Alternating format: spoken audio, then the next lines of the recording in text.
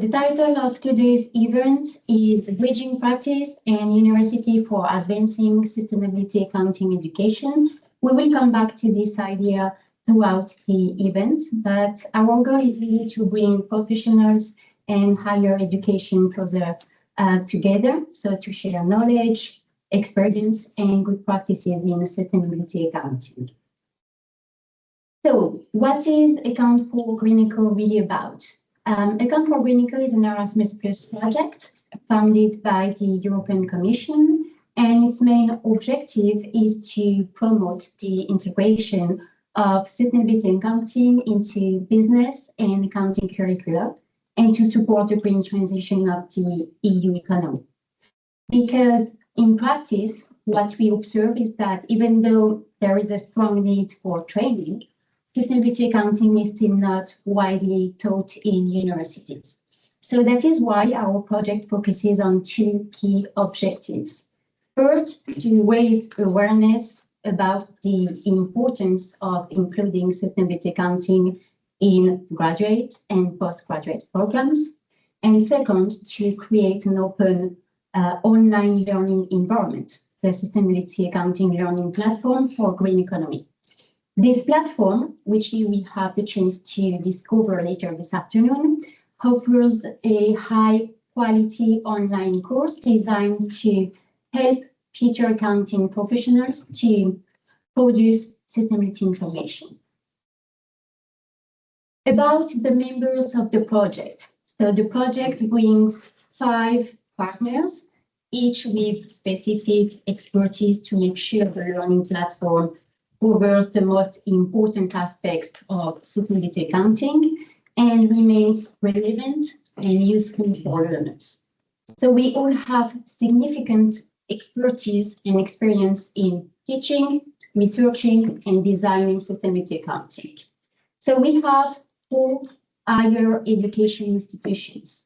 The University of Burgos from Spain is the project coordinator. So the team has significant experience in international projects.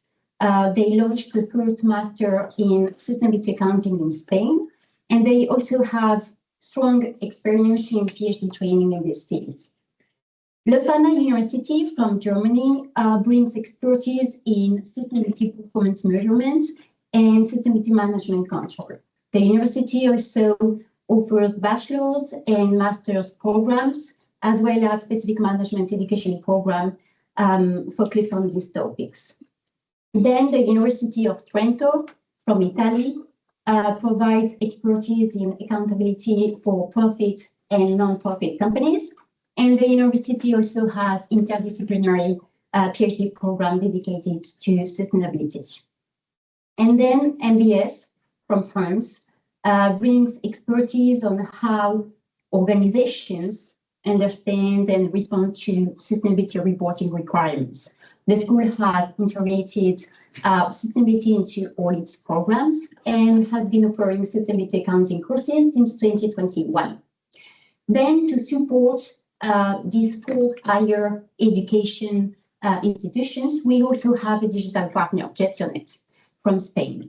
Gestionet develops educational tools and games to promote sustainability values and enhance learning through digital innovation. So we can say that we have quite a multidisciplinary and transnational team with strong experience and proven expertise in developing this project. Finally, we also have an associated partner, DIRSE, that is the Spanish Association of Sustainability Managers, who provided valuable feedback on our platform that has been developed during the project and the materials. So the general managers of DIRSE, Carlos Arango, is with us today and will take part in one of the panels this afternoon. And we would like to take this opportunity to sincerely thank DIRSE for the collaboration and support during the lifetime of the project. So we have a rich and inspiring program ahead of us this afternoon. It is structured in 3 parts. So we will have 3 panels, one focusing on education, one on the profession, and one that brings both perspectives together. So through these panels, you will hear from both academics and professionals, illustrating exactly that bridge I mentioned earlier between academia and practice. The buffet lunch will be around 2:15, so right after the second panel. So we will have time to continue the discussions that come up during the panels. We will also have a session dedicated to the presentation of the sustainability accounting learning platform that has been developed during our project. And in this way, we hope that this event will serve as an opportunity to share and promote the different outcomes of the project and also its vision for sustainability accounting education, while continuing an open and ongoing dialogue between academia and practice. Before we start, just some key information. So for those attending in person, please remember to provide us with these two important documents. This is important and will help us manage the recording of the event, especially if we need to do any edits later. Then if you need the Wi-Fi is right here on the screen. And the buffet lunch will be in the lobby just outside the room. So we will now begin with the first panel dedicated to current trends in sustainability accounting education. And we're very lucky to have with us leading voices from academia. So please welcome Michel Rodrigue from the University of Laval and also coordinator of the CESAR ECOP, that is the educational branch of the Center for Social and Environmental Accounting Research that is focused on sharing good teaching practices in sustainability accounting. Shona Russell from the University of St. Andrews and also coordinator of the CESAR ECOP. So both Michel and Shona are joining the panel online.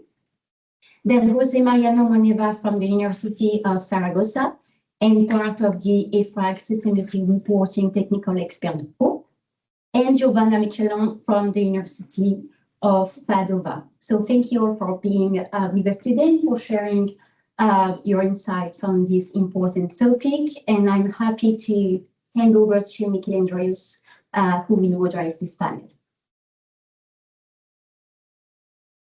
Okay, we can start. Thank you. I'm honored to coordinate this panel with very prominent scholars. Hi, Michelle. Hi, Shona. Good morning.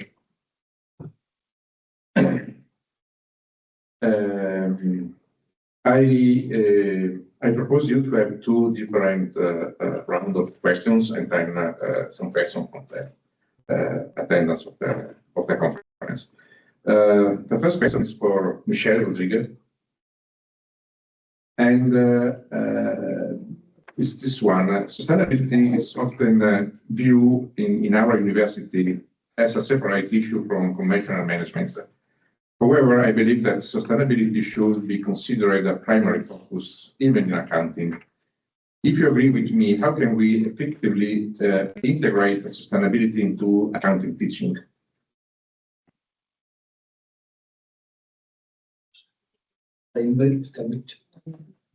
Are we all muted? All right. Thank you. Hello, everyone. Can you hear me? Yes, we can hear you. And did you hear me, Michelle?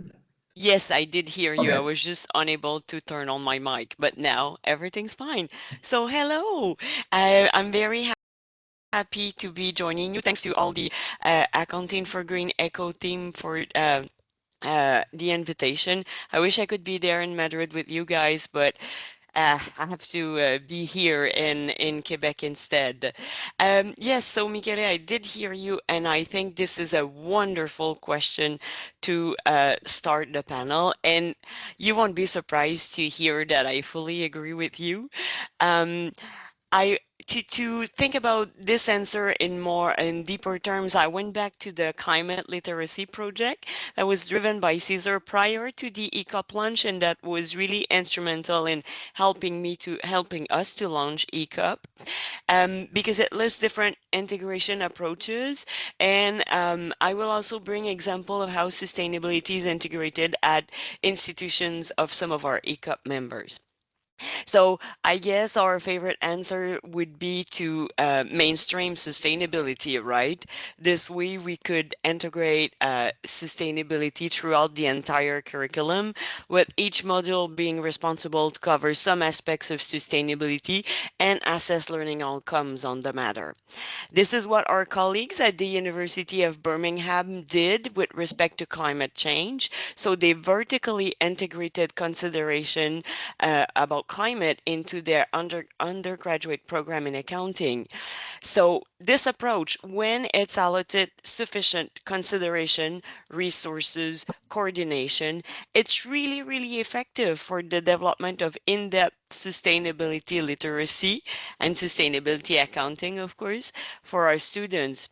And one thing that I found very cool about that is that it's very much aligned with the systemic nature of sustainability issues as well. So I guess what I want to say is it makes plenty of sense pedagogically. However, if we are missing in terms of resources, consideration, and or coordination, then mainstreaming is just on paper and it does not really take place. Some modules will discuss sustainability.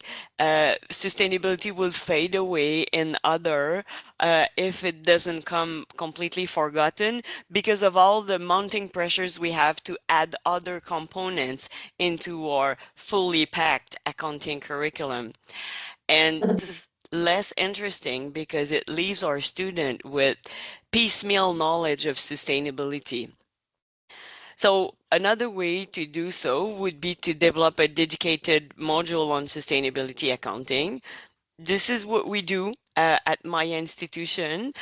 We have a mandatory third-year sustainability accounting module, and its purpose is to review the key sub-disciplines of accounting, so management accounting, financial accounting, auditing, and governance from a sustainability perspective. So our students are offered this, well, I do think it's cool, you know, I'm teaching the course. So, but this wonderful opportunity to reflect on the way to integrate sustainability into their future accounting practice.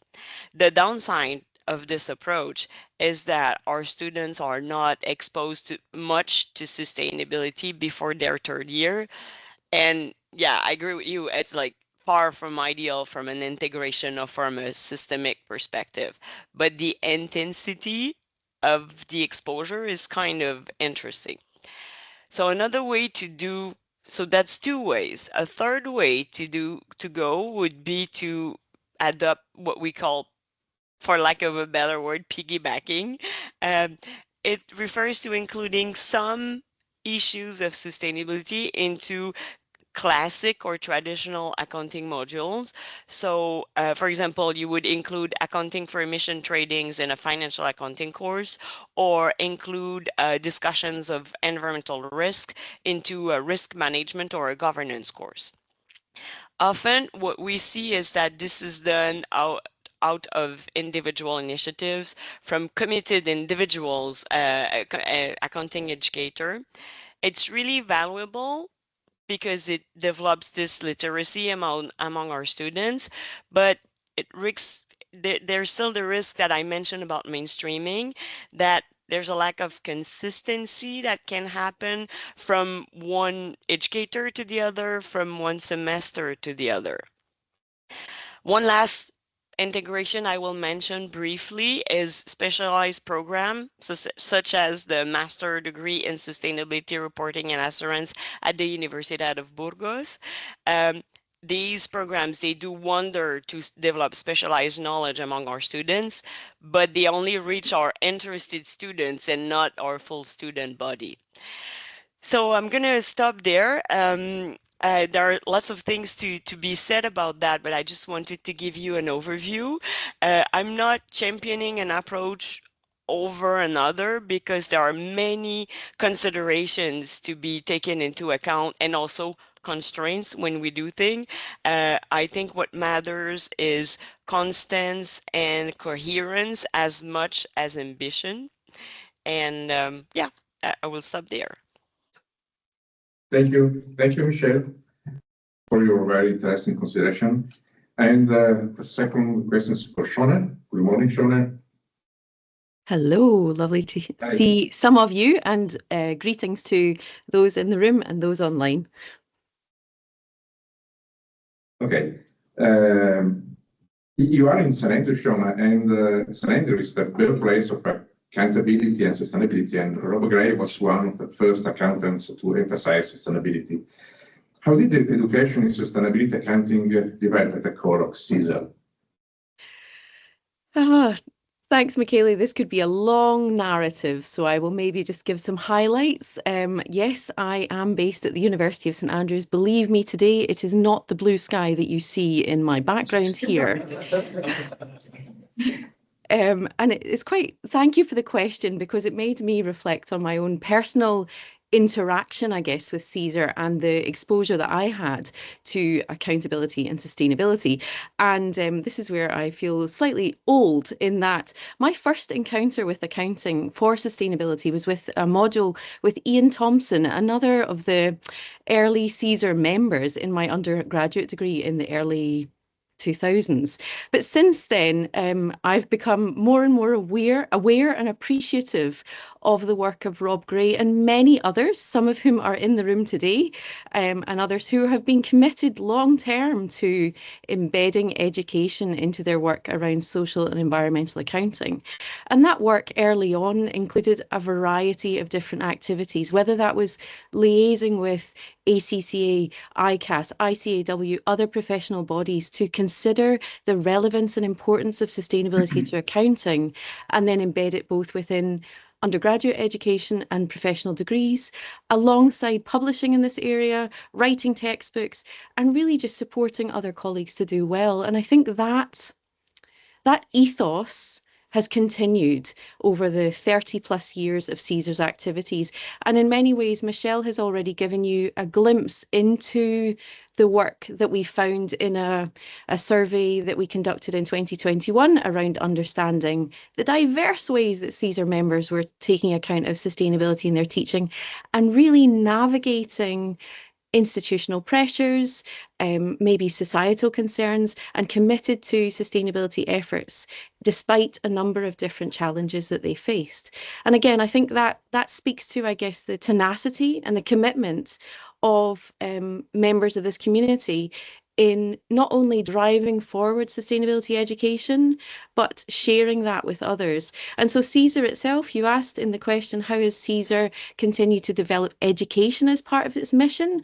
I think it's worthwhile highlighting a number of initiatives that have been undertaken across the years, whether that's teaching cases, so celebrating and promoting the work that colleagues have done around the world, and then not only that, publicising those cases and making them freely available to other members has been part of CESAR's activities. More recently, Michelle talked about the education community of practice, and that's a space where members have shared their experiences and again, not only talked about them in workshops or webinars, but also provided module material, case studies in English and other languages to broaden and support others to do this type of work. Now, I think that just shows one of the core ethos of CESAR, which is about community, it's about creativity and curiosity and how we can do that going forward. And I think that's inspirational and also kind of something that CESAR can learn from as we look towards Account4GreenEco, which is doing this on a scale that is very impressive. And I look forward to learning more over the day. So thank you. Thank you, Shona. And Mariano, good morning. Correct. You had significant roles at your university, and not just in your university, and you were one of the few accounting professors focusing on sustainability in those positions. What is your perspective on this? What is your perspective on this? And is sustainability accounting in your teaching still a niche area, or in our teaching is still a niche area, or it's becoming part of the mainstream accounting education? Okay.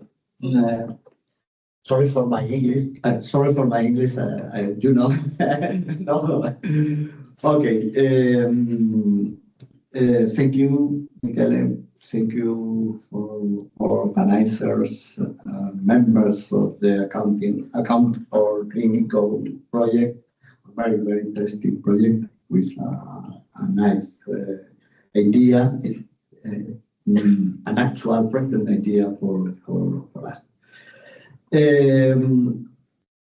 I was dean for 8 years at my faculty, at the Faculty of Economics and Business Studies, but the problem is the name in Spanish is only Empresa, Business. And during this period, including pandemic period, 2 years, 2.5 years, we did some developments about to include sustainability, not sustainability accounting only, sustainability in all our studies. During my period, the work was focused on the master's degree, and now the new dean, Professor Ana Ayetano, has finished the work on the undergraduate studies of our faculty. It's very difficult to include sustainability in the second part, in the undergraduate studies. I will explain later why. But it's very easy to include sustainability in master's degree. Why? Because in Spain, master's degrees are linked to doctoral studies and the research lines that are included in all master studies. We have 5 masters in our faculty, one on economics, another in strategy, management and marketing, other in sociology of public policies, and finally, other in accounting and finance, and the final on auditing. Sustainability is included in all these master degrees because there are research lines, researchers specialized on these studies, and this is very easy. Sustainability accounting is included in master in accounting and finance, but the main reason is there are a research group, one the principal researcher of the research group, but it's easy to include this subject in a master, and also sustainability accounting is included in the Master of Sociology of Public Policies. This is very interesting approach. Probably it could be because we have observed that we need to be linked to include like Michel and Shona said to spread the sustainability accounting in other studies and to benefit of this environment, because We use, for example, institutional pressures, institutional theory. Who are the best researchers on institutional theory? Sociologists. And we learn with this master. About the undergraduate studies. Undergraduate studies is another story. The problem are the institutional pressures, but inside of the university, inside of our departments, because departments are members of the departments prefer to include all traditional accounting and to focus on all traditional accounting, perhaps including some accounting issues like emission rights or provisions, but not focusing on the sustainability accounting and reporting idea. In France, the European standards have made to change this idea in our university and all universities in Spain, because we have a regulatory context that our students need to know. But my concern is that only study standards is not to study sustainability accounting, the focus, the idea of the sustainability. Is sustainability accounting mainstream? Probably because we have a regulatory context and even we are streamlining the standards. This is a simplification, a reduction. Yes, it's a reduction in the front.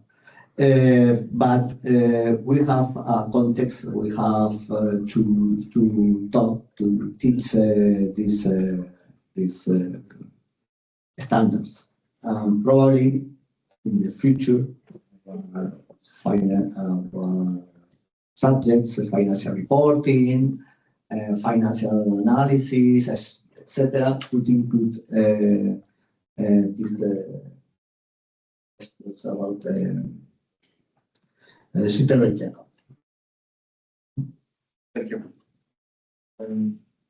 Giovanna?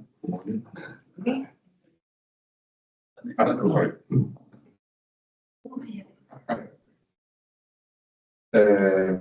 Sustainability accounting often is related to non-financial disclosure, and in one of your most recent papers, you studied narrative reporting.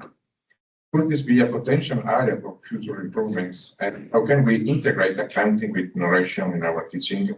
In the accounting process, is sustainability maybe symbolic for us? Thank you, Michele. Before I respond to the question, I also want to thank the organizers for inviting me. It's really nice to be here. I also want to thank Michele for thinking about a question that relates to my research, because that makes my job a lot easier. And so when I was thinking about the question, I thought I could try and provide 3 different insights into this matter.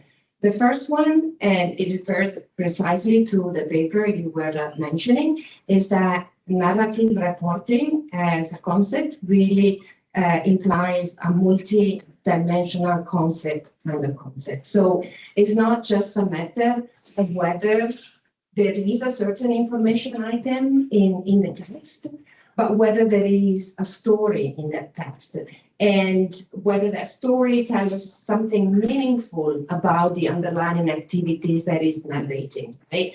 And so in research-wise, scholars have thought about looking at the temporal orientation. Is the information looking forward in the future? Is it backward looking, so it's reporting results? But also, is it sort of boilerplate, or is it providing actual information about the corporate commitment. So I'm going to read 2 examples that I used with my students. One example is the following. We pledge to combat climate change by reducing our carbon emissions. Climate change is one of the greatest challenges faced by humanity and requires that all do their part to slow down the process.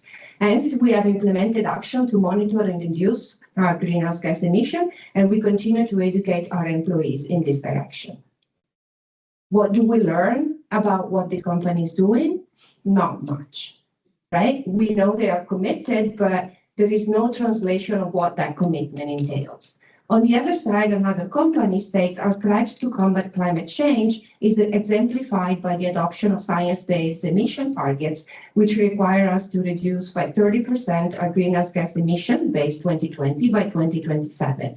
In order to achieve this goal, we have established a plan of action, which includes financial investment as well as local targets across our plans, as reported in detail in our website at this link. Okay, so this is sort of, again, kind of the same length, but the level of details and understanding about what a company is doing is quite different. So narrative reporting, I think it's really, really important. And I think we can give our students more tools to understand that text and words are used to tell story and are used to interpret numbers. And this is particularly important when it comes to sustainability. The second thing I would like to mention is that it's true that sustainability accounting is going mainstreaming, but we should avoid that it loses track of what it is for. So I think it's important that we incorporate in our teaching conceptual framings that allow students to understand critically what sustainability accounting is and what are the purposes of sustainability accounting. So obviously, we can explore a lot of the literature and theories that have been used. We should also, I think, contrapose them with mainstream theories like valuation theory, agency theory, to sort of allow students to understand some of the current debates, like the one around greenwashing. Greenwashing is not really a new thing, right? If you were familiar with legitimacy theory, this is something that has been studied. We studied impression management, so a specific way to manipulate text, right? And we know we cannot say much about the intent, but there is still a lot of that can be said around, narrative information and how it's used by company. And then the third thing that I think it's important that we consider in our teaching is also that we focus on the process of preparation of information. We have 2 streams of literature that I think are important in this regard. The literature that tells us that reporting can have an emancipatory role, right? There is an educational, there is an aspirational role, and that means that the ability of developing good reporting practices it's also transforming the underlying corporate activities and decisions, okay? And that's one thing we know from research. The other thing that we know is that other stakeholders may be producing information about the company, right? And so considering this set of alternative or counter accounts may improve the overall accountability. And so if we don't do it already, because I know I'm sort of preaching to the already converted, but if we don't incorporate some of the dialogic accounting or the counter accounting literature, I think we should, because it kind of provides some out of the box ideas about the fact that maybe information that we release to our stakeholder doesn't have to be a universal narrative, right? It could be a set of different set of accounts that provide even some contrasting. And I will stop. Thank you. Thank you. Thank you, Giovanna. Thank you, Giovanni. And the second round of questions, starting from what Giovanna told Michelle. Is sustainability, that's what? Yeah. Okay. Is sustainability accounting still in part symbolic and a set of hypotheses, or is it becoming less fluffy? How can we improve our education programs to make this process more solid? I only have 5 minutes to answer these two questions. I mean, you're very tough with me. Yeah, no, but the thing is, Giovanna gave me a lot of help with her answer to that question because she kind of set the table about the different states in which we found sustainability accounting these days. Um, I if I'm to build up on what Giovanna just said, I still have many concerns about sustainability accounting and sustainability reporting in particular. As you know, I am in Canada, and we have seen our Canadian institutions backtrack on mandating climate change and sustainability reporting because of everything that's happening in the USA, for fear of putting our Canadian companies at economic disadvantage. So this is this does not this is not encouraging in terms of fluffiness and hypocrisy, as you just mentioned. Um, that's one thing, the geopolitical context. I'm also concerned about sustainability reporting standards themselves. I mean, the international sustainability standards, uh, despite their name, are not really about sustainability. They're more about ESG, which, well, I mean, narrows a lot the consideration of social and environmental concerns within accounting and reporting. And it refocuses sustainability on the firm rather than on the planet. So that's another concern. Um, I had some hope for the CSRD, but then with the omnibus package that has been proposed, now they're back to the drawing board and everything. So we don't know what's going to happen on that end, but there's still hope. I guess we are in a state of flux. Some parameters of sustainability accounting and reporting are improving, but I would not, I myself, I'm not confident we are on solid ground. I'm just going to put it at that. So in this context, how can we improve our educational programs? And I really enjoyed the insights that have been provided in the last two questions. I'm going to take a slightly different angle, maybe to bring some other ideas to the table. One thing I like to start with is what is our intent when we teach sustainability accounting? Are we there to develop technical knowledge on how to account for greenhouse gas emission or for another environmental issue or are we there to develop competencies and skills to empower our students to become sustainability change agent? I guess that if we aim for sustainability change agent, we have more chances to reduce the fluffiness that you are referring to, Michele. So if we go beyond those technical aspects, our job becomes about helping our students to understand the systemic nature, social embeddedness of sustainability issue.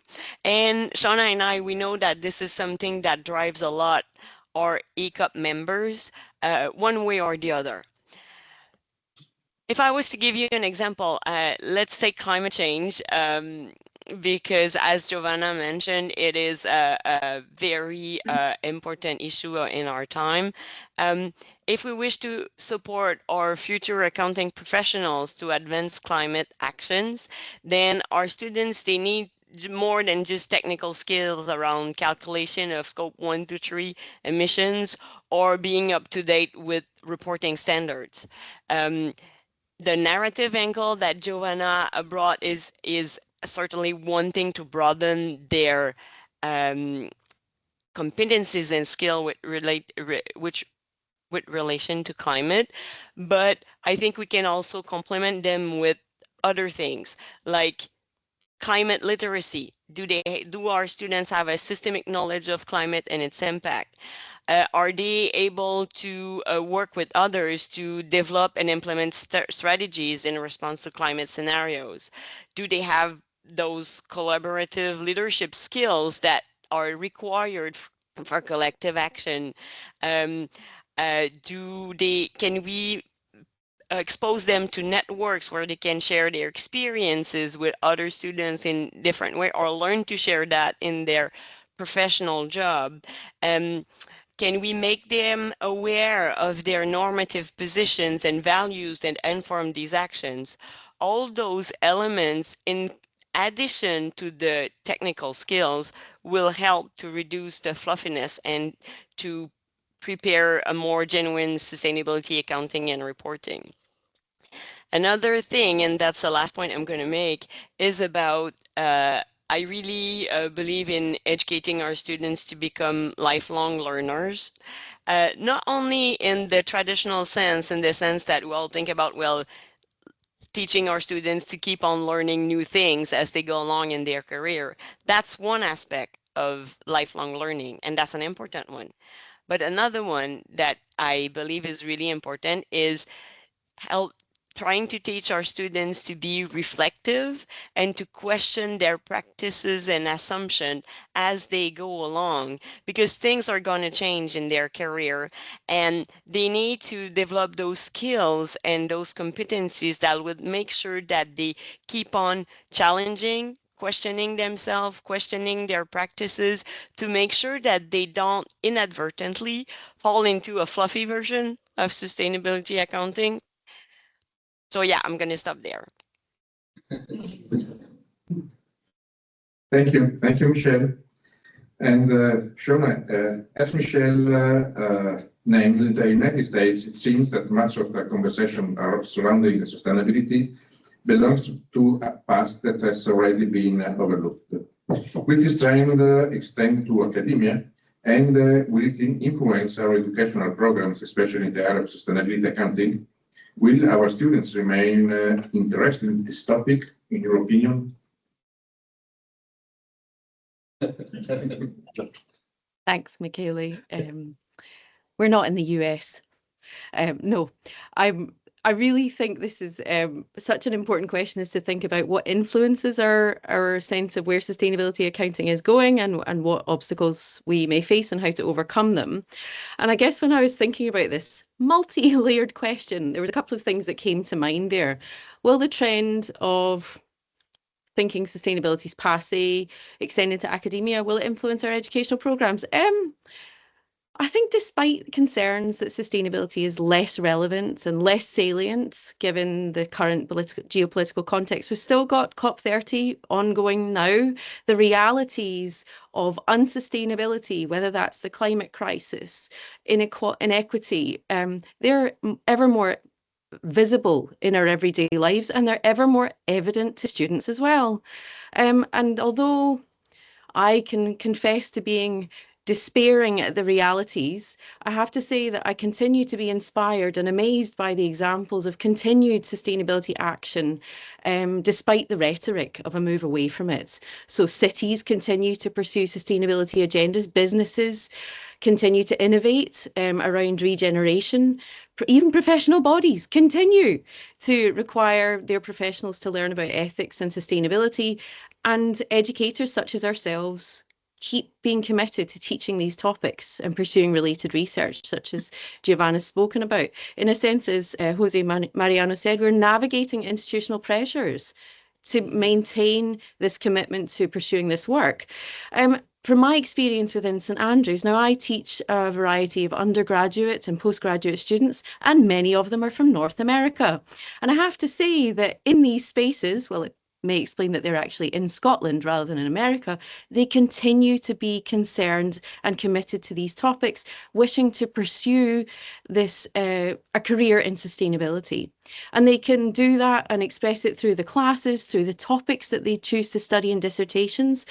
And then I hear that, you know, they've gone on and come back as guest speakers, and they're facing sustainability concerns every day, whether that's producing narrative reports for sustainability, whether it's bringing together various forms of accounting information to make decisions. So I think in a way there's opportunities for educators to continue to draw attention to these topics and explain why they're of interest to students. And that's a way to either reinforce students' existing interest or to make it relevant to students who may have never thought about it before. I think that's where we come into an opportunity for educators to recognise our agency in the topics they feature and their approaches to doing so. And as Michelle had mentioned early on, there's different ways to integrate sustainability into it. But, and as Giovanna talked about there, that opportunity to both consider dialogic approaches to narrative reporting, but also dialogic education processes are integral to doing this. And my sense is with sustainability, one way in which we can entice students in and sustain their interest is to support an idea that we're learning with them in these unfolding and complex issues and considering why they're relevant to the learning today and their professional practice later and their roles and identities as citizens. And I think that brings me to, I guess I'd like to follow on from Michelle's point about technical questions, the experience of change agents, and to reflect on a recent workshop I undertook with students where I've become interested in students' expressions of concern and worry about the climate crisis. And I've been thinking quite a bit about the role that pedagogies may play in supporting both learning through their head and their hand, socially, but also emotionally. And through that, recently developed and took part in a drama-based workshop where students were asked to play the role of sustainability accountants, to negotiate key decisions where they're integrating management accounting information around the purchase of something very mundane, concrete. Now, that negotiation scenario was actually built into a larger case study of the Deepwater Horizon disaster in 2010.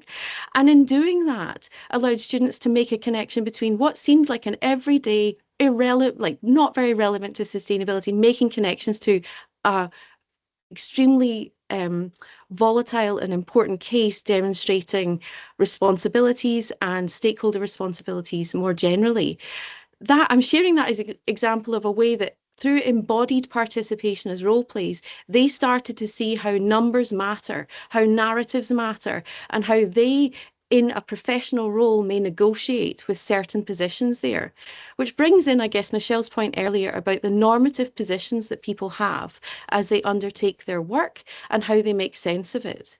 These type of case studies, I'm sure in the room, people are doing them all the time. But for me, that one example drew attention to the role and the possibilities of arts-based pedagogies in supporting ways of learning creatively and ensuring that students start to reflect on their own learning and employ it in everyday situations.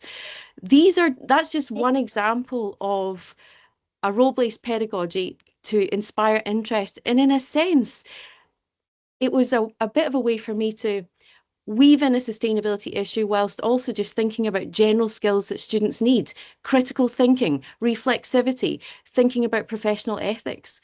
And that's another way in which we can retain interest, is to emphasise the core skills and competencies that they will need as professionals going into their career. So I think just to return or to conclude, I think it's worth noting that scholars and students are tenaciously continuing to engage in these tricky topics, even when attention ebbs and flows. And I have on my office wall here words of Rebecca Solnit, who's an American author. Things don't always change for the better, but they change, and we can play a role in that change if we act. And I hope that through education, we actually have lots of agency to act and support sustainability efforts, both in our classroom, in institutions, and in wider society. Thank you. Thank you, Shona and Jose. Accountants likely need a more interdisciplinary approach, and we should adopt a broader concept of accounting that goes beyond just financial accounting.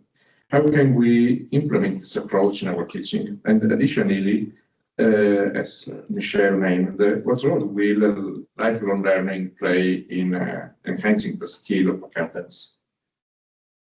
Okay. Likely, no. Need. need in the interdisciplinary approach. Some examples. When 15 years ago, my department introduced a subject on sustainability accounting, was named Social Accounting and Finance. And I have to teach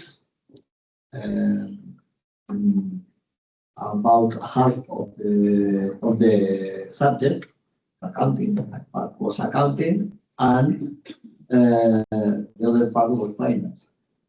Finally, I learned a lot about green bonds, but microcredits. This is very, very interesting because we prepared a very interesting set. Other example, I thought about the Master on Sociology of Public Policy. We have to work with sociologists, and they told us about our subject, and we learned that we have to introduce some questions, some critical questions, some critical thinking in this area, and we are in the top of these questions because we learn a lot with them. This is from a perspective of the professor, the teacher, but this is for our students could be more interesting. The third example, we teach on Master on Circular Economy. We have to join with physics, engineering, and to try to make a good program of the master. Another thing, we are learning a lot about different questions, and we have get more and more students on business administration and economics in this master that was focused on sciences. But this change for them or for us is good. Thus, it is necessary to be interdisciplinary. We are not in the 20th century or the 19th century. We are in the 21st century. I think. And this is very, very important. How we can implement this? Working in our universities, working in our departments, trying to read good the laws. We have a national law university that says that we have to be interdisciplinary. On the other side, the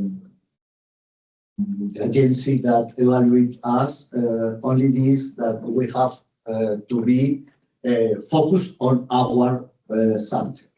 This is a contradiction, but I hope we try to avoid this. About lifelong learning, there is good words before, only a question, only an example. From my position of the EFRA, we have, perhaps there are professionals now, we have some complaints about corporate financial officers of companies, about the cost of implementation of the standards, of the sustainability reporting standards, cost of difficulties, very big difficulties. Perhaps if these corporate financial officers are well trained on sustainability accounting, we will have less pressures to simplify. But the word political word is simplify. Because they know the problem, they know the origin, they know this question. It's only an example. Everybody needs a lifelong learning, teachers, professionals, students, everybody, because sustainability accounting now is a sustainability accounting, but in the future could be different. So I'm not all about the changes in this question, and this probably we need to be in the top in this change. Thank you, Jose. And Giovanna, how can we consider the monetary impact of sustainable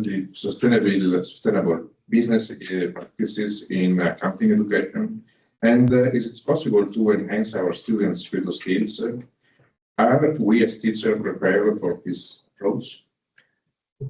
So after the words, now I have to deal with the numbers, right? It's a very tough question. And I think a lot of us sitting in this room may be quite critical about trying to monetize social environmental impacts. But in terms of, what can we do as scholars? Are we prepared? How can we enhance our student skills? I mean, I guess what I would say the worst approach would be to sort of say, take initiative like the capital coalitions or frameworks like the Natural Capital Protocol and sort of teach these technicalities about how you could translate into monetary impact some of the practices. And I think that's something that we probably need also to do, but before we do that, I think it's a matter of framing the discussion with our students about three issues: the risks of translating everything into a monetary value, the opportunities, and perhaps maybe it's a bit normative, but also think about what could be guiding principles that can help businesses undertake processes of impact valuation. So if we think of risks, I mean, an example is greenwashing. Valuation can easily be created to provide a more favorable portrait of what the firm is doing, right? Especially if they're not transparent and rigorous. You could have quantification bias because some sustainability issues resist quantification. So measuring at all cost may marginalize issues and aspects that are per se complex and qualitative, like ethical values, for example. Also, there is a risk of commodification. If we decide to assign price to biodiversity or human well-being, we could potentially raise some deep ethical concerns and provoke societal resistance. But at the same time, despite all of this concern, if valuation approaches are well designed, they can create pathways for sustainability integration. Just to think about some of these opportunities. Impact valuation would help translate sustainability impacts into business language, right? So sustainability expert and financial decision maker would be using a shared analytical lens to look at the problem, but it could also at times facilitate more strategic steering, strategic direction, because if this type of impact valuation are embedded into internal management accounting and control system, they may inform resource allocation and long-term. And the third aspect I was mentioning, the guidance, and the guidance that we can think of could, I don't know, evolve around discussing with students that evaluation methods should be complying with open science standards and be transparent, be accessible, because transparency does enhance trust, but also allows scrutiny. And given that there are a lot of subjective evaluation that we do when we make assumption, if these are transparent, then we can learn from each other. And we should discuss with students the idea that monetary impact valuation does not mean that we produce a single net figures that aggregate all the positive and all the negative externalities at the firm level. Aggregate figures can really conceal critical nuances, right? And so impact valuation should really be speaking to disaggregate data by geography, by stakeholder, by impact type. And disaggregating the data means that we are helping users of such information to interpret it in a more meaningful way. And then the other important thing, I think, is that impact valuation does require to consider the materiality of the impacts assessed, and also the idea that some of these cannot be quantified. If we think about indigenous knowledge, right? There's no way we can try to capture that in the number. It's a lot better and more effective if we continue to do qualitative assessment of certain topics.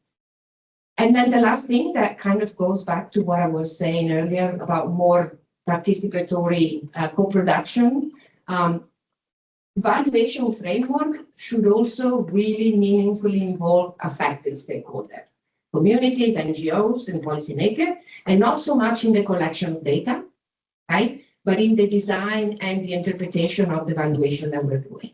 And here, academia, I think, can act as an independent sort of contributor to ensure that there are the sort of marginalized, unheard voices are actually represented. We can provide methodological rigor, and we can help translate complexity into more accessible form. And so if we do root impact valuation into what I call scientific values like transparency, inclusiveness, proportionality, and ethical kind of deliberation, then we can help students and businesses when they will become managers of those businesses to align their internal processes with sustainability goals. And I'll stop there. Thank you. Thank you, Giovanna. We have some few minutes. If there are some questions from panelists, or some comments.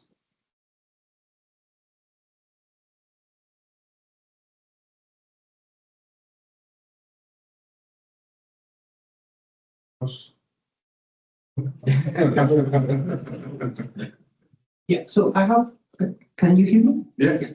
So there is something that I find really, really interesting for some of the things that emerged during the discussion, which is this importance of trying to integrate an interdisciplinary perspective when we are teaching sustainability accounting, because it is true that we need to teach the students how to think about the numbers, how to think about the narratives, but that also requires, a significant knowledge of what sustainability means and, what sustainability entails and what are the implications for organizations. So I was kind of wondering in which way we can tackle that in our own teaching in this. And what I'm thinking is to what extent we need to think of sustainability accounting as something that is of the accountant, or whether sustainability accounting should be something that belongs to sustainability and the accountants can contribute. So to what extent can we manage that, interaction?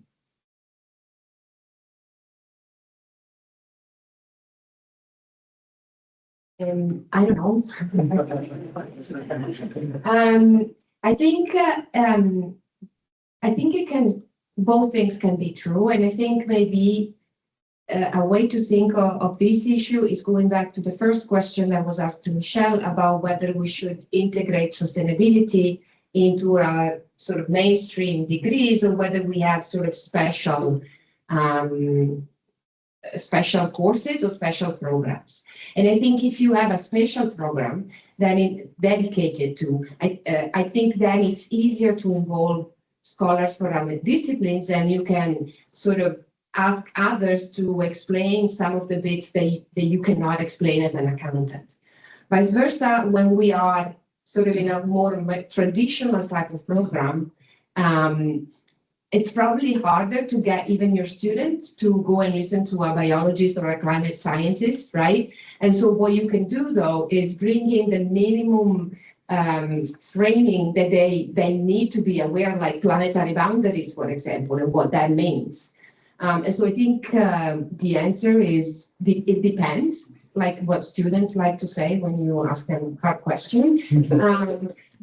That's my take. I don't know if my colleagues here have other ideas. Jose? No, excellent. Okay. Well, this is the policy of the environment we have now. In Spain, we have to teach on business administration, finance and accounting, similar studies. Then we have not marching on undergraduate studies to get undergraduates on sustainability accounting or sustainability for accountants. No, we have no this margin. Then in our environment, we need to teach to get students that at the end know that the sustainability accounting is relevant. It's as relevant as financial accounting, traditional financial accounting, because at the end, probably in the future, sustainability accounting would be, I don't know, would be inside of financial accounting, but at this moment we have to be in this context. I was reading, for example, when I heard that sustainability accounting is not a mature subject, for example, to teach for undergraduate students. I have reading, for example, a newspaper, First Brand Group, two rating films say, don't panic. Don't panic is the expression of a book that I am fan of sci-fi, this is the Hiker Guide to the Galaxy. It's an excellent book. Don't panic. Accounts for about 1-2 billion of assets in transactions in debt. Okay. Don't panic. We teach on financial accounting, on financial analysis. Contents. Sorry. Thank you. Shona and Michelle? I very much agree with what Giovanna has said. Maybe just to, and Jose, maybe just to add a couple of things that I try to do in my classroom to like break those boundaries or those silos. I try to bring in some people that are outside of accounting to show my students how we can think about accounting differently. And for example, I'm going to give you the example of my niece. She works for a water NGO, if I might say so. And what she does is basically their task is to clean up the beaches here in our province, and they compile everything, every type of little waste that they would draw from the beaches and everything, and they try to see the trends into what type of waste is there and how do the patterns change over the years and everything. And I bring her into my classroom, and I tell my students about this is some kind of way we can use a different type of accounting to see how waste is evolving, how this is a way that we can use accounting to document what is happening to our beaches, what kind of pollution is there, and are the policies that the government is trying to implement to reduce waste and water pollution, beach and water pollution, working or not, and all those things. So I try to broaden my students' mind about how we can think about those things beyond like traditional boundaries. That's one thing. Another thing that I like to do is I don't know if there's an English version of that or a Spanish one for that matters, but we have what we call la fresque du climat, which would translate as the climate fresque. Shona, help me, is that it? So, and this is really just about teaching climate literacy to my students. It's a 3-hour activity, making them reflect on the systematic issues of climate change. And I try to do it with people that are not only in accounting, but from other places. So to just generate discussions. So I guess there are different ways to do so, some broader scale and some other more smaller scale, depending on our institutional constraints and opportunities. Thank you, Michelle. Shona? Thanks, Michelle. I've just popped the Climate Fresque link into the chat, so that's available for online participants, but others will be available. So thanks for the question and for all the insights, and I would endorse all those points. Just wanted to add, I guess, another point, which the question made me think about: do you need to be an expert in sustainability accounting as a specialist, or are there expertise about brokering knowledge and asking questions of others to know where one is ignorant and to know where one needs to work with others? And I think that's possibly one way of thinking about integration, is supporting students to identify their specialist interests and embed in that, but also to learn that they can work with others and collaborate there. Sustainability is not something that is going to be within the minds, the hearts, the hands of one person. Rather, it's about collaborative skills.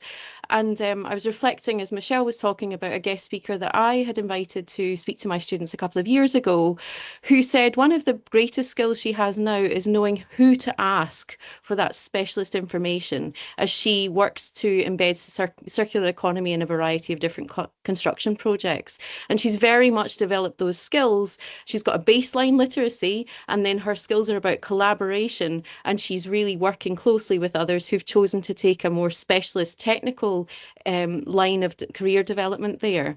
And so I think that just brings up again that you can have both. It could be sustainability accounting, or about accountability with others, accounting with others for sustainability, and both are good avenues to pursue. I think maybe where the tension may lie is about, and personally, like puzzling that out in the classroom, and students may be feeling overwhelmed at the expectation that they have to have so much baseline knowledge. And so it's about parceling that up and then enabling them to ask questions and identify knowledge gaps and who to ask in future, what future research to do themselves. So thanks for the question. It's really, really helped me to think through some things, and thank you for the contributions in the chat as well. Thank you, Shona. Time is over. And before to close this panel, let me spend some few words to say thank you to Nico. This project was Nico's idea, and Nico was the perfect coordinator of this project. Thank you, Nico. Thank you, Jose. Thank you, Shona, and thank you, Michelle. Thank you, everyone. Thank you. Okay.